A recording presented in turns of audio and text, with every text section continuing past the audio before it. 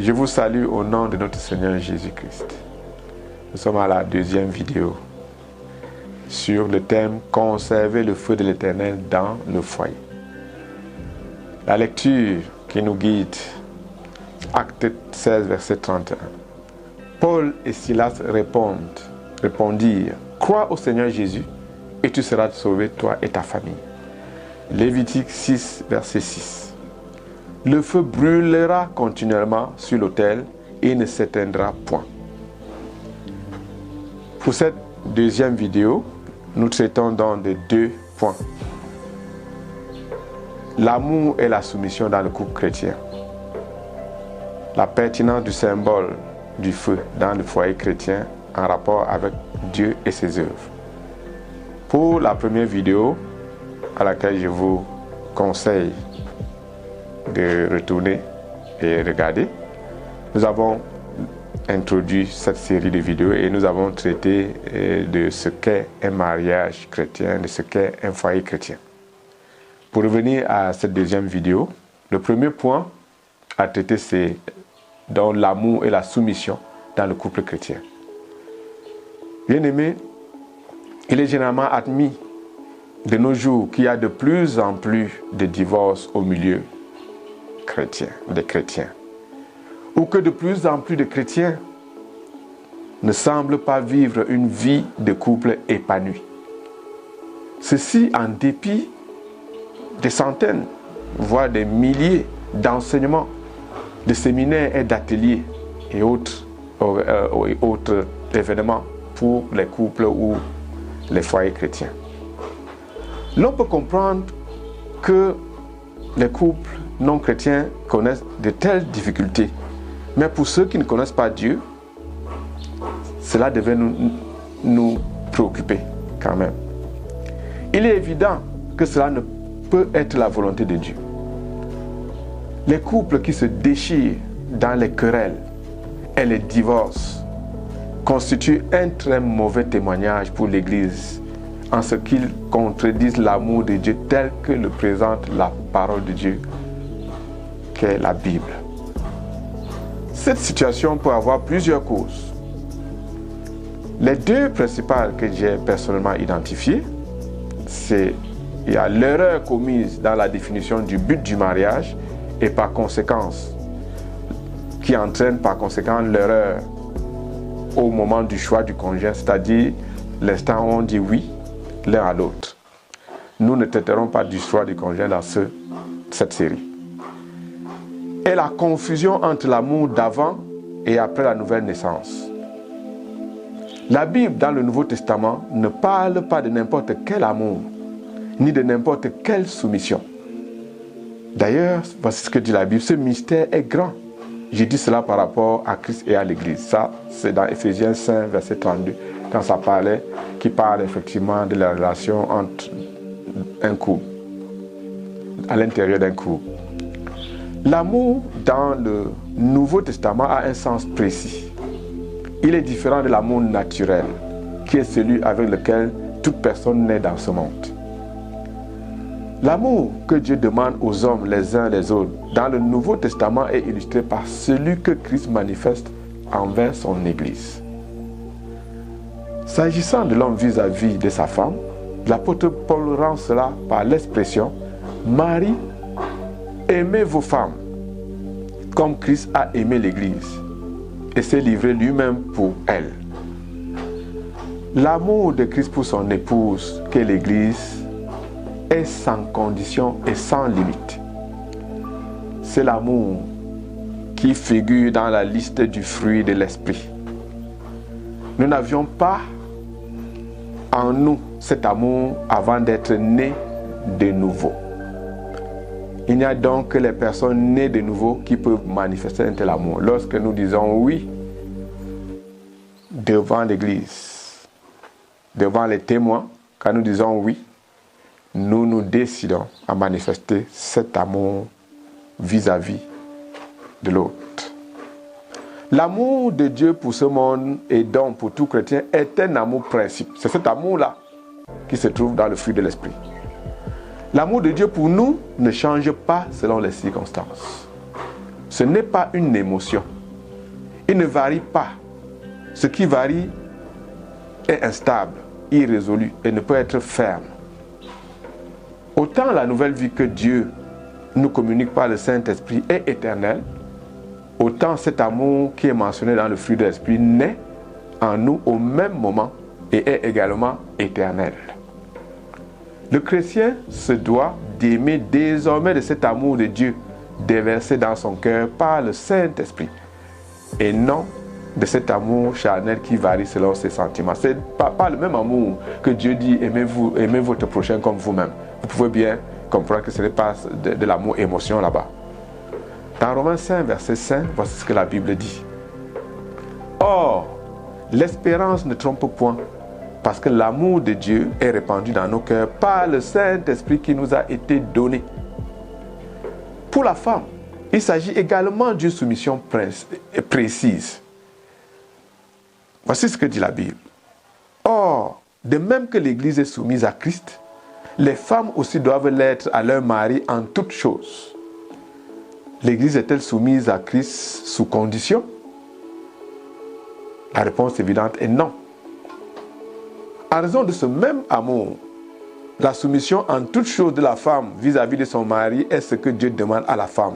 C'est également une soumission principe, comme celle que nous avons vis-à-vis de notre Seigneur.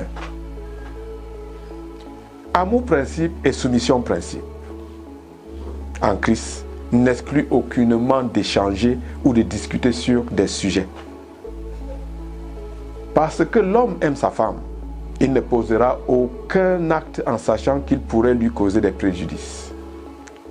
Pour cela, il est conduit à prendre des décisions avec elle.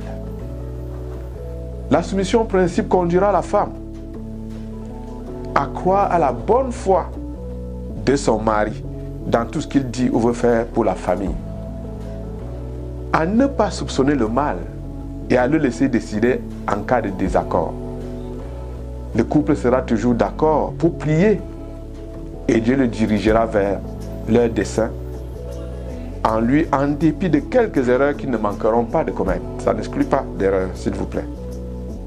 L'apôtre Pierre parle de la parure intérieure et cachée dans le cœur, la pureté incorruptible d'un esprit doux et paisible qui est d'un grand prix devant Dieu. Là encore, il s'agit de cette douceur et cette paix mentionnées dans la liste du fruit de l'esprit. Je répète que ces choses du fruit de l'esprit, nous ne les avions pas avant d'avoir cru.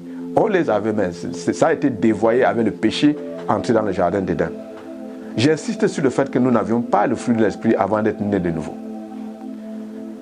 Ces vertus qui nous sont intrinsèques par notre nouvelle naissance ne peuvent nullement être activées ou entretenues par les choses de la terre ou les rudiments de la morale ou de la philosophie de ce monde.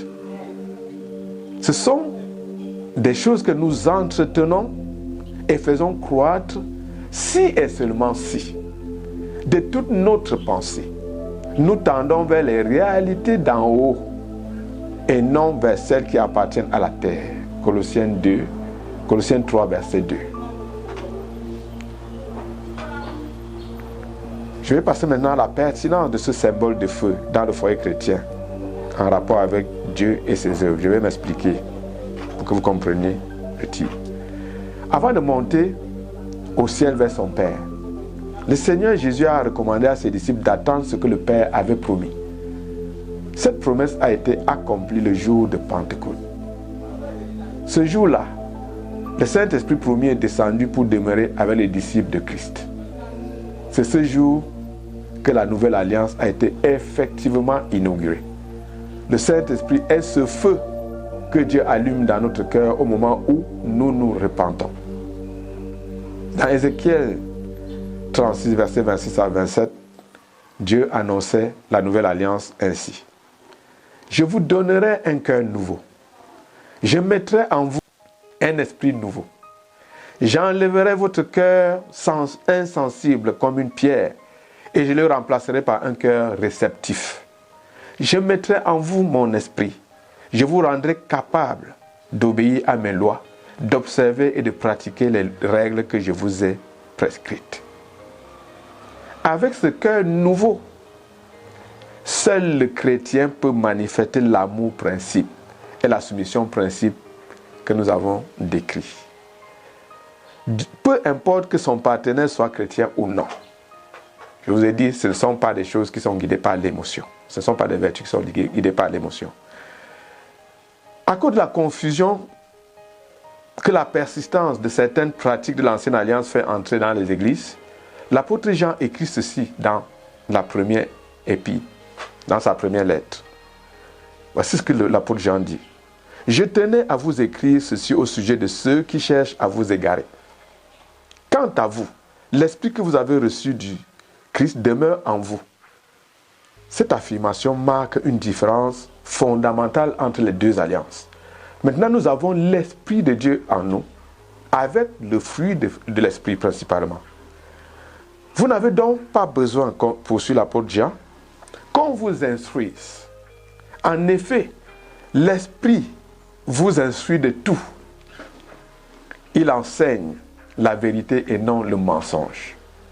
C'est pourquoi, faites ce qu'il vous a enseigné. Autrement dit, mettez en pratique la parole de Dieu. Demeurer unis à Christ, c'est mettre en pratique sa parole. Ce n'est pas pour rien que Dieu utilise ce symbole du feu pour communiquer certaines vérités fondamentales à l'homme.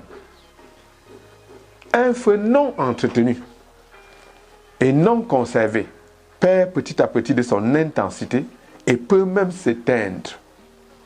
Lorsqu'un feu perd son intensité, plusieurs matériaux peuvent lui résister. Même une brindille de bois peut résister. Il ne brille plus suffisamment et laisse champ libre aux ténèbres de progresser. Il ne permet même plus de séparer. N'est-ce pas là le véritable problème de notre christianisme aujourd'hui? Examinons nos vies, celles de notre foyer et celles de nos assemblées même. Le feu y brûle-t-il toujours? Y a-t-il jamais même brûlé? N'a-t-il pas perdu de son intensité? Jésus, le feu dévorant selon la Bible, manifeste-t-il encore toutes les vertus du feu en nous ou bien parmi nous? Autrement dit, connaissons-nous ce feu qui traverse l'homme? Ce feu qui ne brûle pas en apparence, pas seulement extérieurement, mais qui traverse nos yeux et nous empêche de voir n'importe quoi, qui traverse notre langue et nous bloque quand nous voulons prononcer n'importe quelle parole, qui touche même nos pieds, en sorte que nous ne prenons pas n'importe quelle direction. Les pécheurs endurcis, voient-ils leur cœur fondre lorsqu'ils entrent en contact avec nous? Les péchés sont-ils jugés parmi nous comme au temps des actes des apôtres? Les zèles pour la maison de Dieu et pour sa parole nous dévorent-ils toujours? Si nous ne pouvons pas répondre par oui à toutes ces questions, c'est tout simplement parce que nous avons négligé cet ordre du Seigneur donné depuis l'ancienne alliance. Le feu brûlera continuellement sur l'autel. Il ne s'éteindra point. À mon avis, il est plus facile aujourd'hui de restaurer ce feu dans les familles que dans les assemblées. Il apparaît encore plus facile de le faire individuellement, parce que ça aussi on peut le faire. L'histoire de la création montre que la famille ou le foyer constitue la base de multiplication pour peupler normalement la terre, pour éviter la délinquance des enfants de rue, tout ce que vous pouvez connaître. Nous allons nous arrêter là. Pour la vidéo 3 à venir, nous traiterons des thèmes suivants. Les 7 conditions à réaliser pour que la présence de Dieu soit permanente et agissante dans le couple et surtout dans le foyer chrétien. Que Dieu vous bénisse.